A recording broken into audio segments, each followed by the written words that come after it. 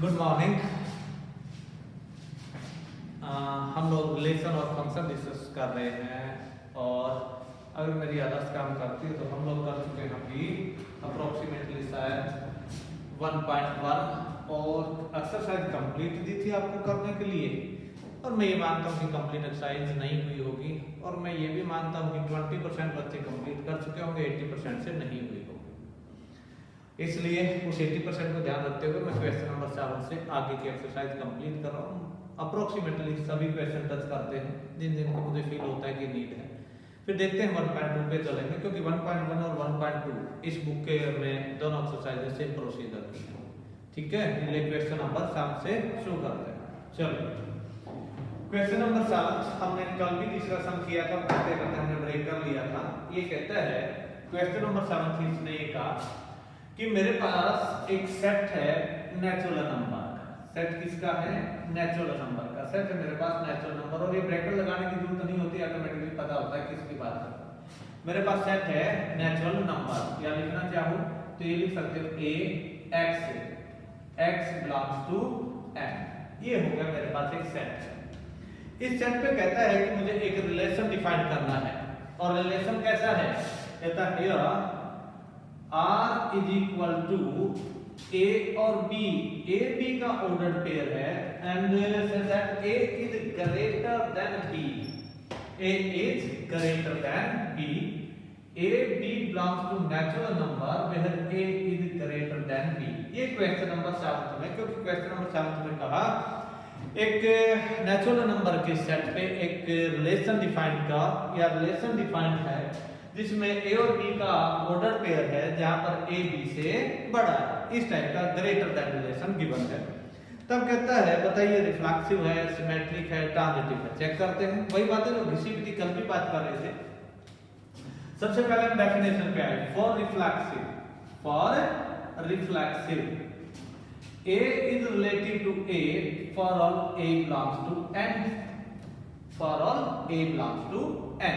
ये मेरे पास result okay, क्योंकि डेफिनेशन क्या थी कि A का रिलेशन ऐसे होना चाहिए सभी A नेचुरल नंबर से। अब आ जाइए अपने काम। हाँ, इसमें लिखने का ढंग ही होता है, लिखने का ढंग आपका अपना हो सकता है, कोई बड़ी बात नहीं है, पर लिखा इस ढंग से जाए कि सामने वाले का कोई ऑब्जेक्शन ना आए। ये नहीं है कि जो मैं लिखूं वही फाइनल है।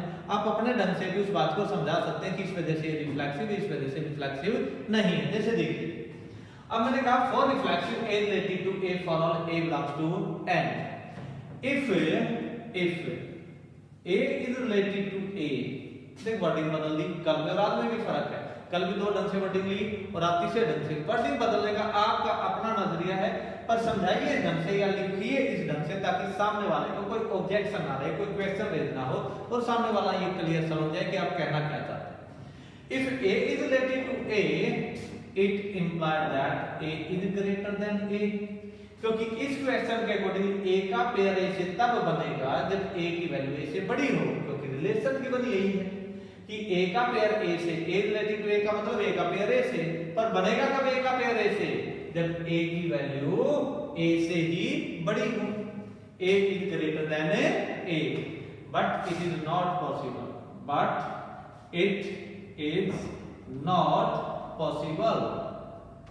not possible as 1 is not greater than 1, therefore it is not reflexive। भाई A का पेयर A से बनना चाहिए, यानी कि हर एक एलिमेंट का खुद से पेयर बनना चाहिए। भाई पेयर तब बनेगा जब हर एक एलिमेंट खुद से बड़ा हो, पर ऐसा तो पॉसिबल ही नहीं है, क्योंकि तो पॉसिबल ही नहीं होता, हर एक पेयर खुद से बड़ा नहीं होता। इसलिए हमने कहा कि एज एग्जांपल दिया as 1 is not greater than 1। आप जो भी एग्जांपल देना चाहे दे सकते हैं नेचुरल नंबर में। देयरफॉर ये अगर 1 इज नॉट ग्रेटर देन 1 तो 1 का पेयर 1 से भी नहीं बना, इसलिए हमने कहा ये रिफ्लेक्सिव नहीं। अब आगे चलते हैं, सेकंड बात करते हैं रिफ्लेक्सिव के बाद हम सिमेट्रिक। फॉर सिमेट्रिक डेफिनेशन क्या है? If A is related to B, then B is related to A. If A is related to B, then B is related to A। Definition है for क्या बात है, जहां पर A और B क्या है? नेचुरल नंबर है। ये लिखना मत भूलना। जहां पर a और b क्या है, नेचुरल नंबर। आ जाइए, if a is related to b, let ले लेते हैं भाई, क्योंकि तो डेफिनेशन थी, यदि ऐसा होगा तो वैसा होगा।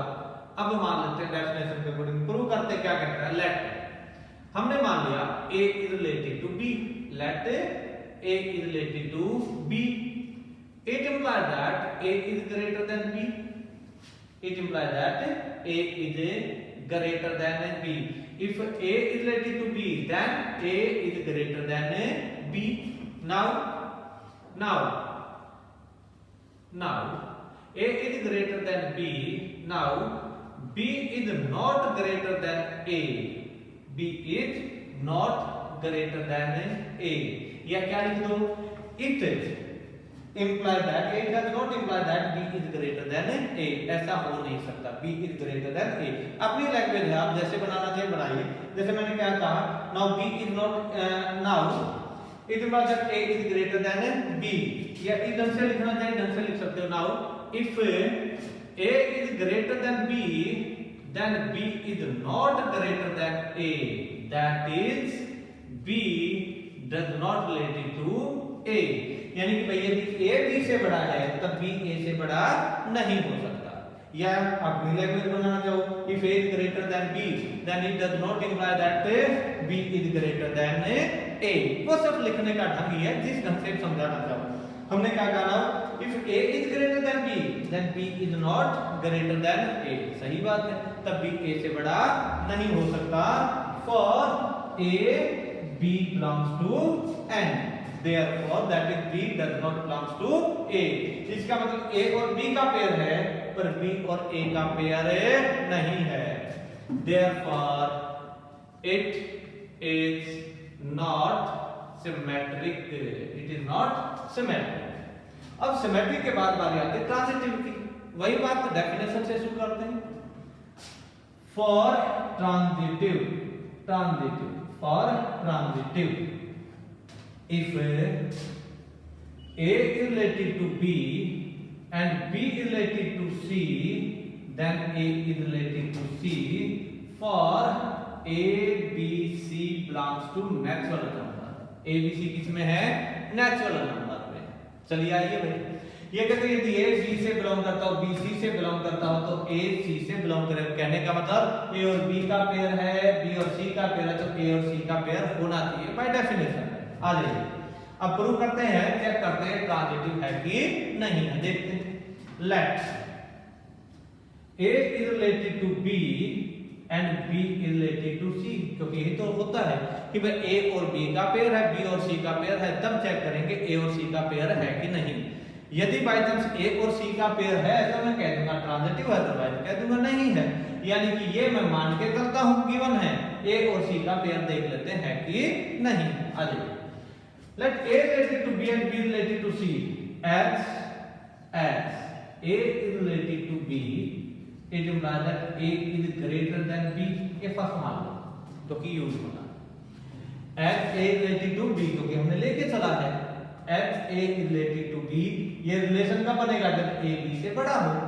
नाउ अगेन क्या, b is related to c, it implies that b is greater than c, ये सेकंड मान लो।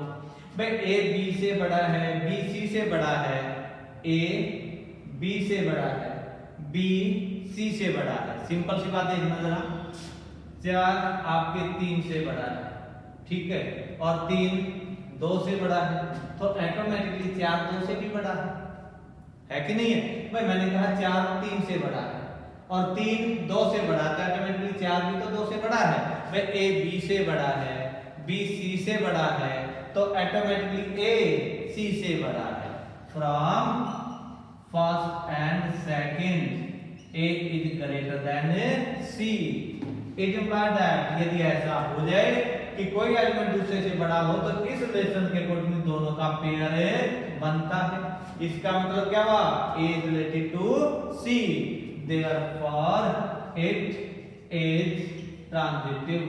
क्या बन गया, ये ट्रांजिटिव बन गया, therefore it is ट्रांजिटिव। आगे बढ़ते हैं भाई, आपका कौन सा था ये, क्वेश्चन नंबर 4, ये कहता है इट इज क्या, चलिए जो भी था हो गया। अब आगे बढ़ते हैं क्वेश्चन नंबर 8 पे। ये आपका 7वां क्वेश्चन था भाई, इसको नोट करना प्यार से, और कोई बात ना समझ में आए तो व्हाट्सएप पे पूछ लेना, और ज्यादा ही दिक्कत हो तो वे देख लेना, अगर मिलना पॉसिबल हो तो मिलके पूछ जाना। चलिए क्वेश्चन नंबर आगे बढ़ते हैं 8 पे। क्वेश्चन नंबर 8, क्वेश्चन नंबर 8 क्या कहता है भाई? कहता है show that the relation are in the set of real numbers defined by that. आ जाइए भाई, कहता है मेरे पास एक सेट है, लेट ए सेट x, किस टाइप का? x belongs to r, x belongs to r, ये एक सेट दे देता है भाई। यानी किसने कहा? पहले वाले में नेचुरल नंबर की बात कर रहा था, अब के रियल नंबर की बात करता है। अब कहता है कि मेरे पास एक रिलेशन है r, और उसमें मैंने a और b का पेयर बनाना है, जहां पर a और b दोनों रियल नंबर से बिलोंग करते हैं। अंडर कंडीशन क्या कहता है? कंडीशन कहता है आपके पास a is less than equal to b square, a is less than equal to b square. ये कहता है a और b का पेयर बनाना है, रियल नंबर में से चूज करने हैं, पर इस ढंग से सिलेक्ट करने हैं कि a हमेशा b स्क्वायर से छोटा रहे। देखने में तो लगता है यार दो के स्क्वायर से छोटा रहना ही है, a और b का पेयर बन जाएगा, मतलब मैं रिफ्लेक्सिव की बात कर रहा हूँ। एक का एक से भी पेयर बन रहा है, दो का दो से भी पेयर बन रहा है, पक्की बात बन रहा है। पर यार ये तो नेचुरल की बात की, मुझे ये भी तो देखना होता है क्या ओवरऑल बन रहा है। और मैंने पहले स्टार्टिंग में कहा था इसमें बहुत सी चीजें ना आंख बंद करके सोचनी होती, क्योंकि पहले अगर मैं रियल नंबर के ओवरऑल गौर ना करूं, ओवरऑल थोड़ा सा ना सोचूं, तो पहले करके मैं लग ही रहा यार रिफ्लेक्सिव अगर मैं चेक कर रहा हूं तो ए का पेयर ए से बनना चाहिए, तो सही बात है भाई, ए स्क्वायर से छोटा रहेगा, बी स्क्वायर से छोटा रहेगा, सी स्क्वायर से छोटा रहेगा, पर ये हमेशा पॉसिबल नहीं है। ये नेचुरल नंबर में तो पॉसिबल था, पर रियल पे पॉसिबल नहीं है। और मुझे ओवरऑल देखना होता है, मैंने पहले दिन बात की थी कि फेवर में करोड़ों एग्जाम्पल जा रहे हैं, और यदि अनफेवर में एक एग्जाम्पल भी चला गया तो आपका सारी मेहनत बेकार चली जाएगी, यानी कि आप ऑटोमेटिकली गलत प्रूव हो जाएंगे। चलिए करते हैं। कहता मुझे रिफ्लेक्सिव प्रूव करना, कर लेते भाई। क्या है? फॉर रिफ्लेक्सिव, पहले definition, for reflexive a is related to a for all a belongs to r। या रियल की बात हो रही है, या a belongs to a कहना चाहते हैं, a belongs to a भी कह सकते हैं, तो कोई बड़ी बात नहीं है। तो आप जहां भी कहना चाहिए, क्योंकि a मैंने रियल नंबर का सेट ले रखा, उससे कोई फैक्टर नहीं पड़ेगा, नोटेशन है। Okay, for reflexive related to a for all a belongs to a, यानी कि सेट के प्रत्येक एलिमेंट के लिए, और इस सेट में प्रत्येक एलिमेंट है किसका? रियल नंबर का। पहले आप a belongs to r भी कह सकते थे, पर दोनों जगह r हो रहा था इसलिए थोड़ा सा बदल दिया, नोटेशन एक ही डाल। चलिए आगे बढ़ते। For reflexive related to a for all a belongs to a, let if, चलिए उसी ढंग से करते हैं, if a is related to a then क्या? a is less than equal to a square। तो पक्की बात है, यदि इस रूल के अकॉर्डिंग a का पेयर a से है तो a स्क्वायर से छोटा रहेगा, but it is not always possible. अब ये बात कहीं से प्रूव थोड़ी की है मैंने, प्रूव तो मैं एग्जांपल दे रहा हूं, पर ये तो दिमाग में सोची थी कि ऐसा है कि नहीं, हमने कोई थ्योरेटिकल प्रूफ थोड़ा करना है, या थ्योरेटिकल प्रूफ कर भी नहीं रहे हैं कि दिमाग में सोचा कि यार क्या नेचुरल नंबर में, सॉरी रियल नंबर में पॉसिबल है। एक दिमाग ने कहा कि नहीं है, एग्जांपल ढूंढने पे सोचा तो एग्जांपल भी मिल गया। आप देखिए कैसे, if a related to a then a is less than equal to a square, but it is not always possible, always, but it is not, या it is always not possible। ये देख लेना भाई, आगे पीछे कौन आता है इंग्लिश बनाने में। It is not always possible as let a is equal to 1/2। वैसे नेगेटिव भी ले लेते तो भी यही बात, नेगेटिव में तो नहीं, इसी में फ्रैक्शनल में आ रही है, किसी और में भी आ रही है, फ्रैक्शनल में आती है। let a is equal to 1/2, अब आ जाए नहीं। now 1/2 is not less than equal to 1/2 का स्क्वायर। a की वैल्यू मैंने 1/2 ले ली भाई, क्योंकि रियल में तो 1/2 भी होता है, और 1/2 का पेयर 1/2 से के पेयर 1/2 का पेयर 1/2 से नहीं बना। क्यों नहीं बना? क्योंकि 1/2 के स्क्वायर से छोटा नहीं होता, ये बड़ा नहीं और ये छोटा नहीं है इसके कॉरस्पॉन्डिंग, क्योंकि तो 1/4 हो जाएगा, और 1/4 तो 1/2 से भी छोटा होता, बड़ा नहीं होता। इसका मतलब a स्क्वायर से हमेशा छोटा रियल में नहीं है। therefore it is not reflexive. इसलिए एक एग्जांपल मिल गया कि भाई a की वैल्यू अगर मैं 1/2 पुट करके देखूं तो रियल में ये यानी किसी सेट का एलिमेंट है, और वो एलिमेंट खुद से पेयर नहीं बनाए हुए। क्यों नहीं बनाए हुए? क्योंकि उसके स्क्वायर से छोटा नहीं है, क्योंकि इसमें पेयर तब बन सकता था जब वो नंबर उसके स्क्वायर से छोटा होता, और बाय चांस ऐसा नहीं हो पाया, पहले हमने कहा कि ये रिफ्लेक्सिव नहीं है। एक एग्जांपल मिल गया, एक ही सफिशिएंट था। ठीक है, मेरी बात समझ गए ना? ये नहीं है कि इसमें सैकड़ों हजारों लिखने लग गया, एक ही चाहिए था, एक मिल गया, उससे आगे ज्यादा इधर उधर सोचने की जरूरत नहीं है, क्योंकि ऐसे ऐसे सारे एग्जांपल हैं, कितने ले लो। Okay, it is not reflexive. इसके बाद किस पे आए? रिफ्लेक्सिव के बाद हम जाते हैं सिमेट्रिक पे। किस पे? Symmetric. For symmetric, if a is related to b, then b is related to a for a b belongs to a, क्योंकि a सेट ले रखा है, यानी कि रियल नंबर की बात करते हैं, यानी a अगर b से छोटा है तो b a से अगर a b स्क्वायर से छोटा तो b a के स्क्वायर से छोटा होना चाहिए। यदि ऐसा हो गया तो ये रिफ्लेक्सिव, अदरवाइज ये सिमेट्रिक, अदरवाइज सिमेट्रिक नहीं है। चेक कर लेते हैं। चलिए भाई, अब जाती है तो डेफिनेशन हुई, आ जाते हैं अपने काम पे। अब चलिए, अब करते हैं सिमेट्रिक प्रूव करने के लिए। लेट सिमेट्रिक का मतलब है कि ये पड़ा है और वो पड़ा हुआ चेक करना है, यानी कि ये रिलेशन है, ये रिलेशन चेक करना है। Let a is related to b, it implies that a is less than equal to b square. a is less than equal to b square.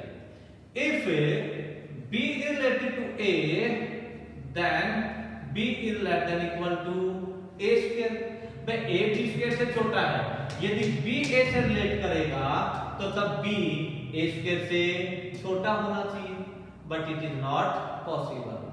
But it is not possible.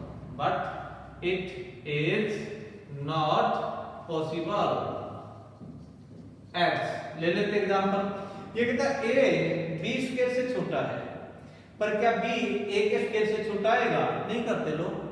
a की value 1 है, b की value 2, a की value 1, as it is not possible, always possible, it is not always, always मत बोला भाई, always possible, तो कभी कभार तो पॉसिबल है पर always possible नहीं है। as अब ये ढूंढना था example, as a is equal to 2, a is equal to, चल a is equal to 1 ले लेते हैं, a is equal to 1 और b is equal to 2।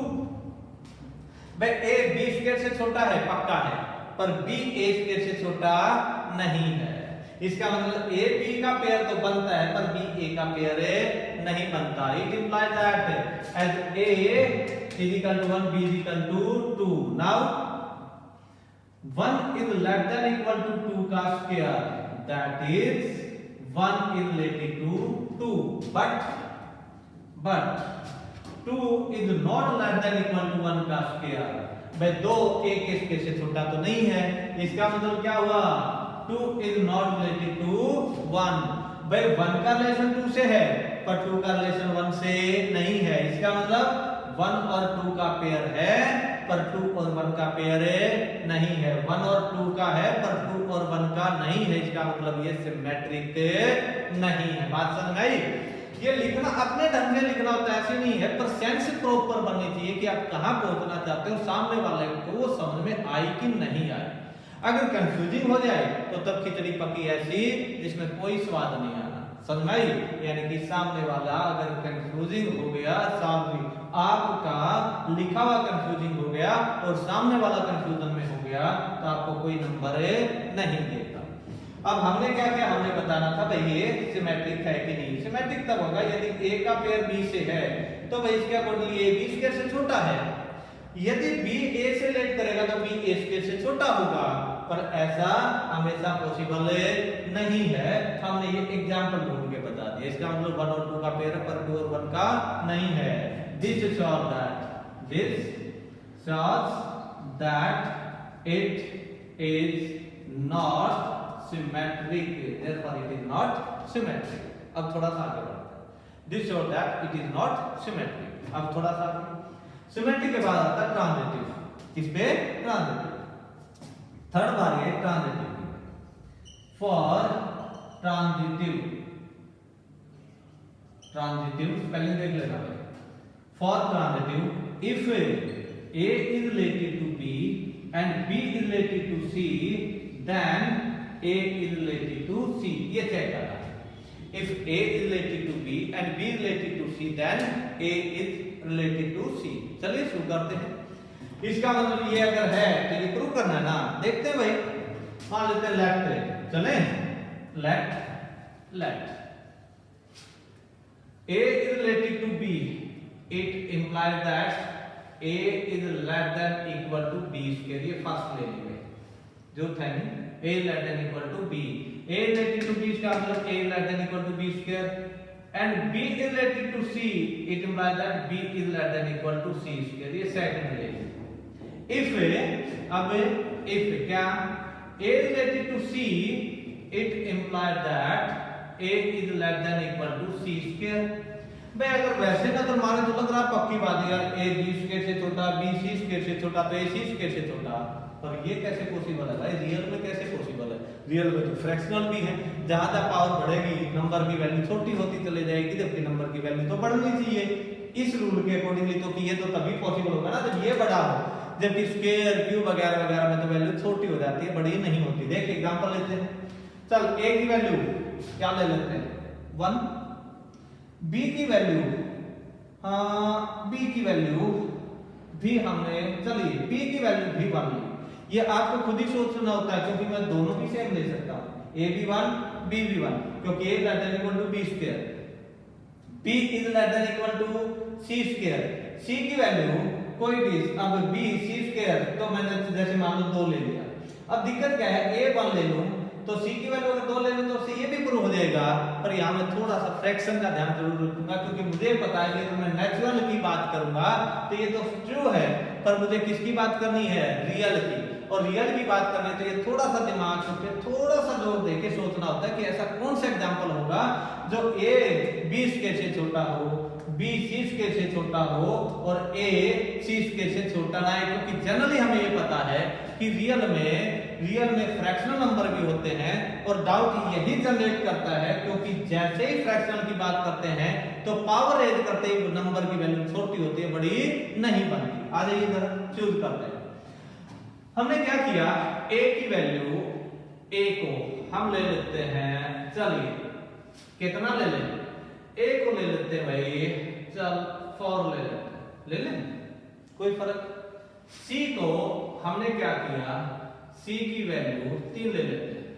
C is equal to √3 ले, कितनी ली? √3। अब B की वैल्यू कितनी ले भाई? B की वैल्यू हम ले लेते हैं √3 से थोड़ी सी छोटी, √3 होता है शायद 1.7 के आसपास। यहां B को ले लेते हैं 1/2 के आसपास, 1/2 के आसपास। A is less than equal to B square चाहिए मुझे, A को और छोटा कर देते हैं। A is less than equal to कितना चाहिए? B स्क्वायर, या इसको घुमा लेते हैं, B is less than equal to C square. B की वैल्यू हमने ले ली 2 में, चलिए 2 मान लेते हैं। अब आ जाइए, A is less than equal to B square, A is less than equal to B square, A is less than equal to B square, A is less than equal to B square. अब आ जाइए देखते हैं। A की value मैंने क्या ले ली? 3.1। A की वैल्यू क्या ली? 3.1। आप 3.2 3.5 जो भी लेना चाहे ले ले। और ये बात ना थोड़ी सी फ्रैक्शन में सोचनी होती है, क्योंकि फ्रैक्शनल वैल्यू ही लेनी पड़ेगी। रियल नंबर पे तो एग्जैक्ट होता ही है, सॉरी नेचुरल पे तो एग्जैक्ट होना ही है, और ये हमेशा सोचना होता है कि यार ऐसा क्या हो सकता है, ये ढूंढना होता है। इसलिए मैंने क्या किया, A की वैल्यू 3.1 ली। अब देखिए A is less than equal to B square, पक्की बात है 4 से छोटा है। B is less than equal to C square, सही बात है। b की वैल्यू c के स्क्वायर से भी छोटी है। अब क्या a c स्क्वायर से छोटा है? नहीं है। a की वैल्यू है 3.1 और c की वैल्यू है स्क्वायर करने के बाद भी 3, ये तो छोटा नहीं आया। यहाँ 3.5 3.6 और भी कोई भी ले लेते इस टाइप की 3. अगर बाई चांस मैं क्योंकि 4 ले लेता, 4 में भी मेरा काम चल जाता है, पर 4 में लेना देखिए, अगर मैं 4 लेता हूं तो मैंने a की वैल्यू 4 ली, b क्योंकि इक्वल टू का साइन किया, लेस देन इक्वल टू ना, 4 is greater less than equal to 4, सही बात है, हो गया। फिर मैंने b की 2 ली, 2ac, यहां तो मैं 3.1 नहीं लेता थे, 4 भी ले लूं, 3.1 3.2 3.3, पर इस ढंग से ये चूज करना सोचना होता है कि वो इन कंडीशन को सेटिस्फाई करे और इसको सेटिस्फाई ना करे, और कहीं कि ये नहीं है कि जबरदस्ती करवाना होता है। ये हमें डाउट में वो चीज डालती है जैसे ये रियल की बात की, क्योंकि हमें ये पता है रियल में फ्रैक्शनल नंबर होते हैं और फ्रैक्शनल में पावर जब रेज होती है तो नंबर छोटा होता, बड़ा नहीं होता, इसलिए उसके अकॉर्डिंग मुझे एग्जांपल ढूंढ, क्योंकि मैं कहूंगा कि ऐसा नहीं होता, सामने वाला कहेगा क्यों नहीं होता, क्यों नहीं के लिए मुझे रीजन देना पड़ेगा, इसलिए मुझे एग्जांपल चूज करने पड़ेगा। Here as a is equal to that, b is equal to that or c is equal to that, therefore now a is less than equal to b square and b is less than equal to c square, but a is not less than equal to c square, therefore a is not related to c, therefore it is not transitive. बार बार कह रहा हूं ये example, क्योंकि इसमें मैंने पहले लेक्चर के स्टार्टिंग में कहा था कि कुछ बातें आंख बंद करके सोचनी होती है, कि हमें आंख बंद करके सोचना होता है कि क्या ऐसा ओवरऑल पॉसिबल होगा या नहीं होगा, ठीक है। अगर डाउट में थोड़ा सा भी मन में डाउट आए तो उस टाइप के फिर एग्जांपल ढूंढने पे अपना टाइम लगाइए, जब बार बार प्रैक्टिस हो जाएगी तो फटाफट अपने आप बनने लग जाएंगे, ठीक है। आगे बढ़ते हैं, क्वेश्चन नंबर आपका ये 8 था, 9th सेम है, मैं 10th क्वेश्चन को ले रहा हूं, 9th सेम है, क्वेश्चन नंबर 10 की बात कर रहे हैं। आज ये एक्सरसाइज कंप्लीट करेंगे क्योंकि 20% बच्चों की जो एक्सरसाइज कल कंप्लीट हो गई थी, क्योंकि उन्होंने अपना होमवर्क व्हाट्सएप कर दिया था, सॉल्व किया हुआ। अब बाकी का आज चेक करते हैं, आज कंप्लीट होमवर्क 80% का कंप्लीट नहीं हुआ था, इसलिए आज का लेक्चर इसी है एक्सरसाइज। अब जा रहे हैं क्वेश्चन नंबर 10 पे भाई। 10 कहता है check whether the relation on the set A, देखिए भाई यहां पर एक सेट है ए, काउंटिंग है इसमें 1 2 3 4 और आई थिंक 5, ये एलिमेंट्स है 6 तक, कहां तक? 6 तक। अब कहता है मेरे पास आर एक रिलेशन है ए और बी का, ए और बी का, कहता है और ये रिलेशन इस ढंग से है p is equal to a प्लस 1 और a b दोनों ही मेरे पास a में बिलोंग्स करने वाले होने चाहिए। कहते हैं रिफ्लेक्सिव है, सिमेट्रिक है, ट्रांजिटिव है, चेक कर लीजिए, तो लेते हैं यार अपना क्या है, रिफ्लेक्सिव, सिमेट्रिक और ट्रांजिटिव है कि नहीं है। इससे बेहतर ये है कि मैं इसको सेट बिल्डर फॉर्म की बजाय रोस्टर मेथड से लिख ही लूं कि मुझे ये पता चल जाए यार का पेयर किसके साथ बन रहा है, तो ऑटोमेटिक, नहीं तो मुझे डायरेक्ट फिर ढूंढ के सोच के बताना पड़ेगा। अगर मैं इसको हिसाब किताब सेट बिल्डर फॉर्म की बजाय से एग्जैक्ट फॉर्म में ले लेते हैं, यानी इसके सारे एलिमेंट ही लिख लूं, एलिमेंट लिखने के बाद बताना बिल्कुल इजी हो जाएगा और सामने वाले का भी कोई ऑब्जेक्शन नहीं बचेगा। मींस फर्स्टली क्या करूं, फर्स्टली राइट इट इन कौन सा roster method, write it in roster method, roster form as r is equal, मैं डायरेक्ट ही कर रहा हूं, आप वैसे ये कह सकते हो लिखने के लिए कैसे, let a is equal to 1, let a is equal to 1, it implies that b is equal to 2, a is equal to 2, it implies that b is equal to 3, confusion मत होना। मैंने कहा a की वैल्यू 1 रखो भाई, क्योंकि ये input होती है और ये आउटपुट, ये इनपुट है और ये आउटपुट। a की वैल्यू 1 रखी, ये रखी a की वैल्यू 1, 1 प्लस 1 2, यानी कि b की वैल्यू 2 आ गई। फिर a की वैल्यू मैंने 2 रखी, जब इस रिलेशन में a की वैल्यू 2 रखी तो मेरे पास b की वैल्यू कितनी आई 3, या नहीं तो लिख लेते हैं भाई, चलिए यार यही रख लेते हैं, a for a is equal to b is equal to 3, a is equal to 3, b is equal to 4, a is equal to 4, इसका मतलब b is equal to 5, a is equal to 5, इसका मतलब b is equal to 6, a is equal to 6, a is equal to 6, इसका मतलब b is equal to 7, but does not belongs to a में नहीं है भाई, यानी कि a की वैल्यू 6, b की वैल्यू जैसे 7 आई पेयर नहीं बनाएगी। क्यों नहीं बनाएगी? क्योंकि a और b दोनों एलिमेंट्स हर हाल में सेट a से ही होने चाहिए, क्योंकि जो हमने रिलेशन लिया है वो सेट a पे लिया है, इसलिए कोई भी एलिमेंट बाहर का हम उसमें इंट्रोड्यूस कर ही नहीं सकते। यानी कि a की वैल्यू भी इसी में से हो और b की वैल्यू भी इसी में से हो। जब a की वैल्यू 6 रखी तो b की वैल्यू 7 आई, वो तो इसमें है ही नहीं, इसका मतलब 6 और 7 का पेयर बन ही नहीं सकता। Therefore r is equal to क्या बना भाई, 1 2 2 3 3 4 4 5 और 5 6, ये आपके पास r बन गया भाई। अब आपको रिफ्लेक्सिव बताना, सिमेट्रिक बताना, ट्रांजिटिव बताना, इजीली बता दोगे। फॉर रिफ्लेक्सिव 1 का पेयर 1 से होना चाहिए, नहीं है। फॉर सिमेट्रिक 1 और 2 है तो 2 और 1 भी होना चाहिए, वो भी नहीं है। फॉर ट्रांजिटिव 1 2 में है, 2 3 में है, 1 3 होना चाहिए, वो भी नहीं है। इसका मतलब यह ना रिफ्लेक्सिव है, ना सिमेट्रिक है, ना ट्रांजिटिव है, ना रिफ्लेक्सिव, ना सिमेट्रिक, ना ट्रांजिटिव। फॉर एग्जांपल देना है उसी तरीके से जैसे पीछे करके पहला दूसरा क्वेश्चन, अब उन्हीं जैसा क्वेश्चन ये जा रहा है। ओके, नेक्स्ट क्वेश्चन, आपका क्वेश्चन ले रहे हैं 11th भाई ना, उस क्वेश्चन नंबर 11 की बात कर रहे हैं, कर लेते हैं थोड़े से प्यार से। क्वेश्चन नंबर 11 पे चले जाते हैं, आपका क्या कहता है?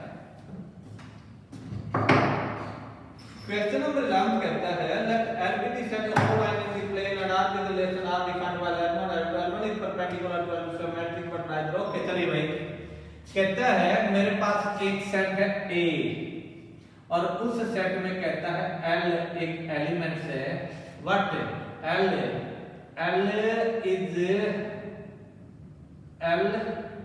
is L1 is the representation of a straight line। किसकी है? स्ट्रेट लाइन की भाई। L1 is the representation of straight line, या आप कहना चाहे तो कह सकते हैं directly where A is the set of all straight lines in a plane। all straight lines in a plane, ये वर्ड जो लिखना depend straight line in a plane, in a plane, ये आपकी मर्जी है, ये लिखना भी चाहते दी बस ना लिखना चाहो तो भी काम चल सकता था। मुझे तो R1 R से मतलब रिलेशन क्या है, कहता है L is the set of lines in the plane and R क्या है? कहता जो मैंने R लिया उसमें L1 और L2 का पेयर बनाया, पर पेयर कैसे बनाया? L1 is perpendicular to L2, कहता L1 is perpendicular to L2। कहता पेयर देखिए सेट तो सभी स्ट्रेट लाइन का किसी भी टाइप के, इंटरसेक्टिंग, नॉन इंटरसेक्टिंग वगैरह वगैरह जो भी थी, पैरेलल, नॉन पैरेलल, स्क्यूज वगैरह वगैरह जो भी इस टाइप के इस लाइन में बन सकती है। पर कहता हूं जैसे मैंने पेयर किसका बनाना है? सब आपस में परपेंडिकुलर लाइंस का बनाना है। अब कहता बताइए क्या यार ये रिफ्लेक्सिव है, सिमेट्रिक है, ट्रांजिटिव है? चेक कर लेते हैं, आ जाइए। For reflexive L1 is related to L1 for all L1 belongs to A। L1 का पेयर L1 से बनना चाहिए, सारी की सारी सभी का बनना चाहिए, सभी के लिए होना चाहिए। L1 is related to L1 for all these। चलिए आगे बढ़ते हैं। अब बारी for reflexive L1 is related to L1 for all L1 belongs to A। Let अब चेक करते हैं, let L1 is related to L1, L1 is related to L1, it implies that L1 is perpendicular to L1। वह मैंने कहा कि मान लेते हैं L1 का पेयर L1 से है, इसका मतलब हुआ L1 L1 के परपेंडिकुलर है, तभी हो सकता है, अदरवाइज हो ही नहीं सकता, क्योंकि हमने कहा L1 का पेयर L1 से है, तो इसका मतलब तो ये निकला कि पेयर L1 L1 के परपेंडिकुलर है, और ये तो पॉसिबल ही नहीं है। It is not possible, it is not possible, it is not possible as no line is perpendicular to itself। कोई लाइन खुद के परपेंडिकुलर नहीं होती।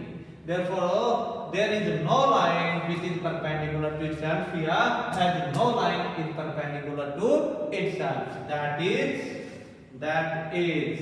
it is not reflexive. Therefore, ये reflexive नहीं. अब बारी आई है for, पहली बात ये होगी reflexive. दूसरी कौन सी थी? For symmetric. For symmetric. If L1 is related to L2, then what? Then L2 is related to L1. भाई यदि L1 का पेयर L2 से है तो L2 का पेयर L1 से भी होना चाहिए. ये किसमें? सिमेट्रिक में. ट्राई करते हैं.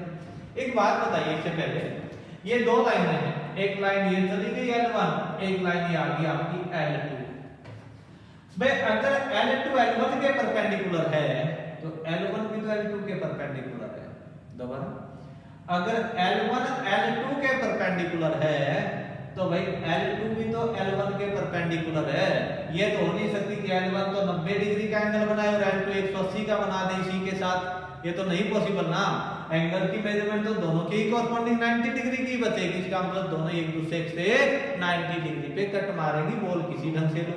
कहना तो L1 is perpendicular to L2 कह लो, और कहना तो L2 is perpendicular to L1 कह लो. डिपेंड करता है किस ढंग से कहना है. मैंने लिया for symmetric if L1 is related to L2, then ये प्रूव करना है कि L2 is related to this. For L1 L2 belongs to A, क्योंकि स्ट्रेट लाइन से ही तो ली है हम. चल आगे बढ़ो. Let L1 is related to L2. Let L1 is related to L2. It implies that L1 is perpendicular to L2. L1 is perpendicular to L2. It implies that L2 is perpendicular to L1. भाई L1 L2 के perpendicular to L2, L1 के भी perpendicular है. कितना time हो गया? 37.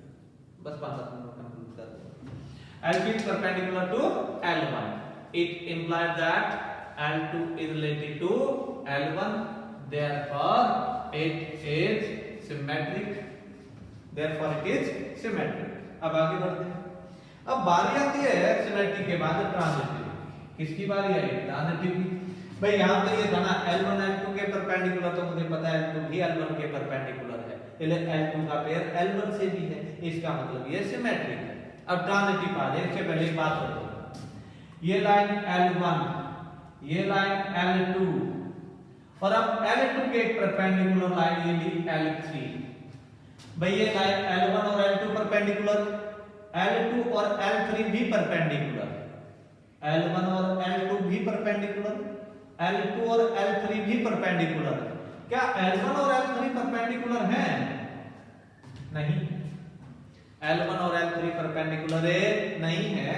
उससे पता चला कि वो तो दोनों पैरेलल आएंगे. दोनों पैरेलल आएंगे. इसका मतलब ये है कि ट्रांजिटिव नहीं बनेगा. लिख देते हैं किस वजह से नहीं बनेगा. इसी ढंग से जो बात समझा ये बात हम वर्डिंग में लिख लेते हैं. 1 मिनट लगेगी जरा.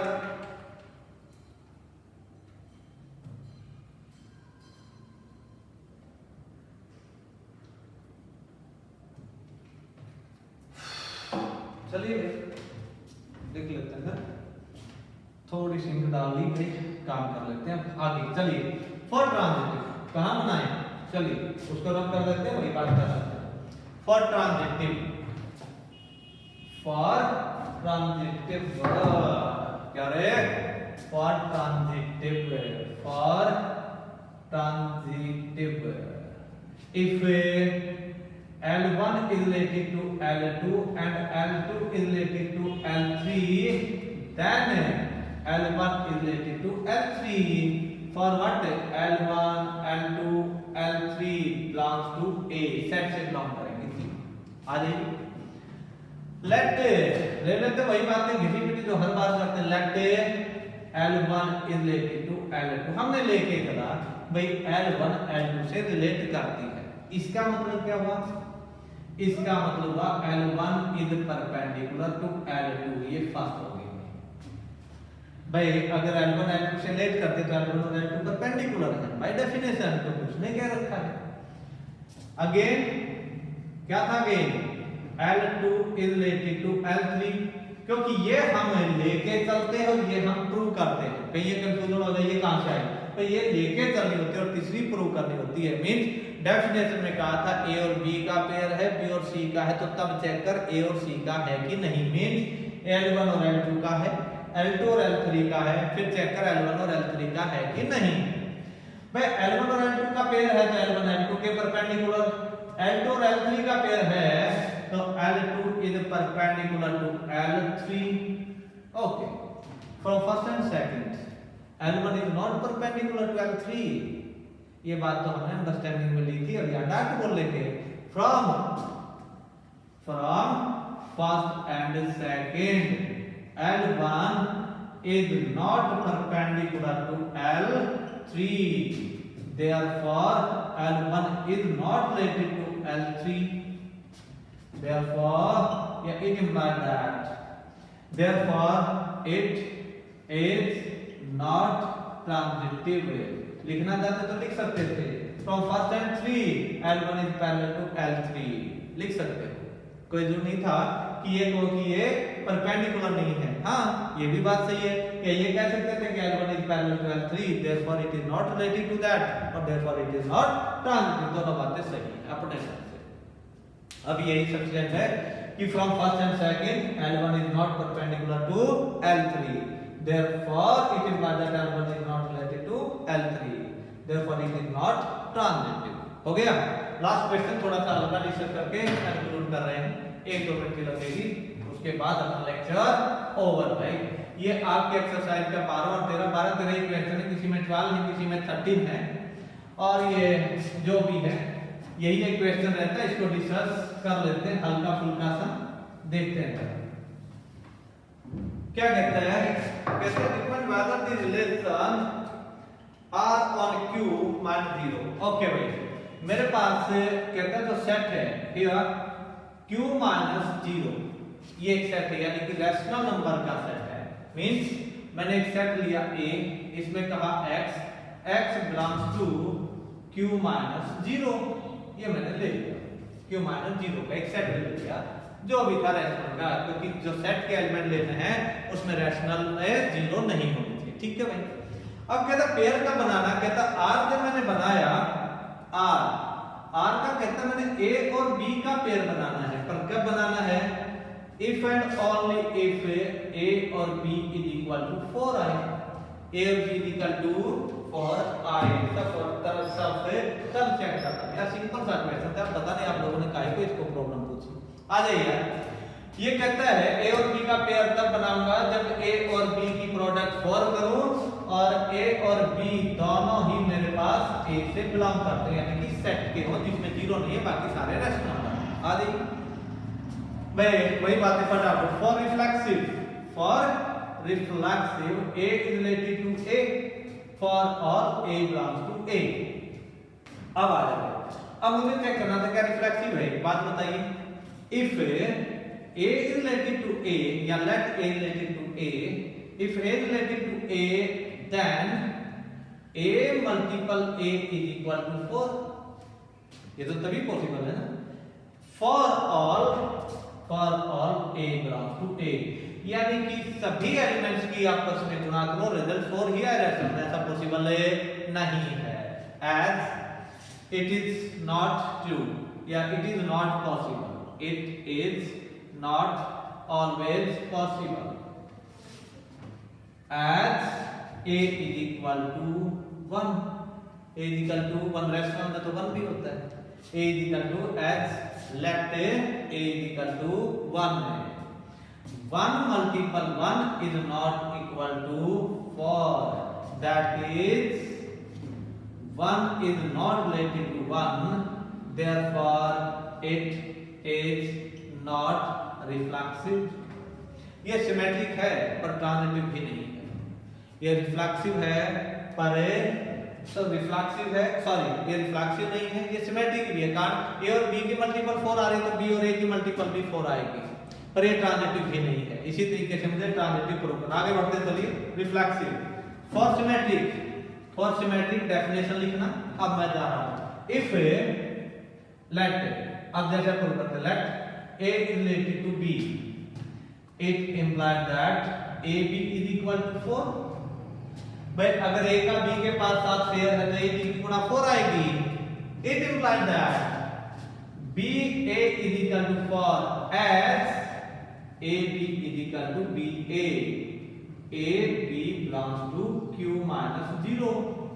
क्योंकि यही कह लीजिए प्रोडक्ट कॉम्यूटेटिव होती है, इसमें आपके पास रेशनल नंबर कॉम्यूटेटिव प्रोडक्ट होती है, यानी प्रोडक्ट कॉम्यूटेटिव होती मींस ए और बी की मल्टीपल 4 आ रही है तो बी और ए की मल्टीपल भी 4 आएगी.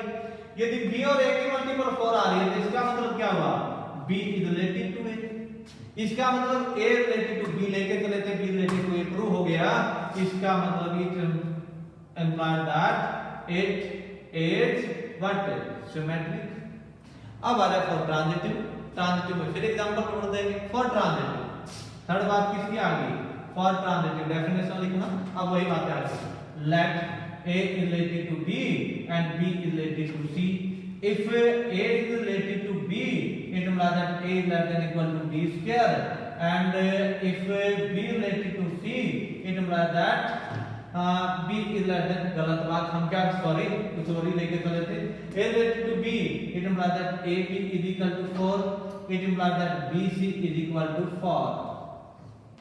If ये तो ले रखे हैं, let A related to B. Now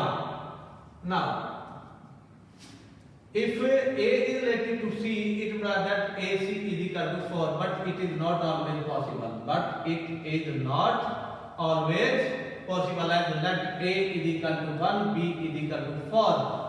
A is equal to 1, B is equal to 4 और C को भी लिया हमने 4. A is equal to नहीं लिया, A is equal to लिया 2 और B किस में लेना था, रैशनल में. ठीक है भाई, जीरो को छोड़ के A B B C is equal to 4, A C is equal to 4 आई. ये कैसे पॉसिबल है, A की वैल्यू 4 ले ली, B की वैल्यू 1 ले ली. ठीक है, A is equal to 4, B is equal to 1, C is equal to 4. C is equal to 4. हाँ, A B की प्रोडक्ट 4 आ रही है, B C की प्रोडक्ट 4 आ रही है, पर A और C की प्रोडक्ट 4 नहीं आ रही है. ठीक है, A is equal to 4, B is equal to 1, C is equal to 4. This is the example. ठीक है, इसका मतलब क्या है, ये रिफ्लेक्सिव नहीं है, सिमेट्रिक है, पर ट्रांजिटिव भी नहीं है. आपके पास कंप्लीट एक्सरसाइज मैंने कंप्लीट कर दी है. कल हम सेकंड एक्सरसाइज के बारे में डिस्कस करेंगे. फर्स्ट और सेकंड एक्सरसाइज सिर्फ और सिर्फ प्रैक्टिस बेसिस है, क्योंकि इसी एक्सरसाइज को दोबारा ही सब लोग कर रहे हैं और कुछ नहीं खास उसमें सेम ही है. पर फिर भी कल हम सेकंड एक्सरसाइज को डिस्कस करेंगे. Thank you.